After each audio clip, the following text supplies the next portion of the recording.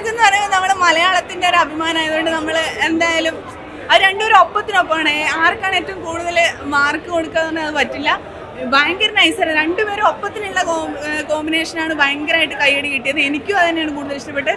പക്ഷെ പ്രഭാസ് ആ ബാഹുബലിക്ക് ശേഷമുള്ള ആ പ്രഭാസിന്റെ ഒരു ഗംഭീര തിരിച്ചുവരവായിട്ടാണ് എനിക്ക് തോന്നിയത്. അങ്ങനെയല്ല, KGF വേറൊരു രീതിയിലാണ്, കളർ ടോണും ആ ഒരു ബാക്ക്ഗ്രൗണ്ട് ആ ട്രീറ്റ്മെന്റ് ഒക്കെ ആ ഒരു രീതിയിലാണെങ്കിലും KGF നിന്ന് എൻ്റയർലി ഡിഫറെൻ്റ് ആണ്.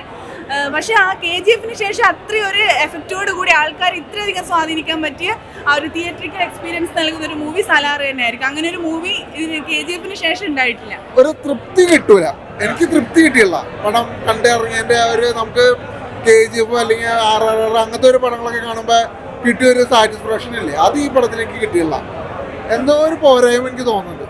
വയലൻസ് ഒക്കെ നല്ല നല്ല രീതിയിൽ വയലൻസാ, അതായത് ആൾക്കാരൊക്കെ കരകുരാന്ന് കൊല്ലുന്നത് കാണുമ്പോ നമുക്ക് തന്നെ എന്തോ പോലെ തോന്നും. അങ്ങനെയൊക്കെ തോന്നിയിട്ടുണ്ട്.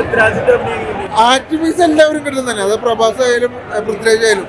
പൃഥ്വിരാജിനെക്കാളും കൂടുതൽ കസറിയേക്കുന്നത് പ്രഭാസ് തന്നെയാണ്. ഇല്ല, കമ്പയർ ചെയ്യാൻ പറ്റില്ല എനിക്ക്. അല്ല, KGF ആയിട്ട് കമ്പയർ ചെയ്യാന്ന് പറഞ്ഞാൽ KGF കഥ വേറെ, ഇതിന്റെ കഥ വേറെ, അങ്ങനെ ഒരു രീതിയിലാണ്. ഇതെന്ന് പറഞ്ഞാൽ അതെ KGF ആയിട്ടൊരു ബന്ധത്തിന് എനിക്ക് തോന്നിയില്ല. ലാഗല്ല, അതായത് വയലൻസ് ഇഷ്ടപ്പെടുന്നവർക്ക് ഈ പടം ചിലപ്പോൾ ഇഷ്ടപ്പെടുമായിരിക്കും.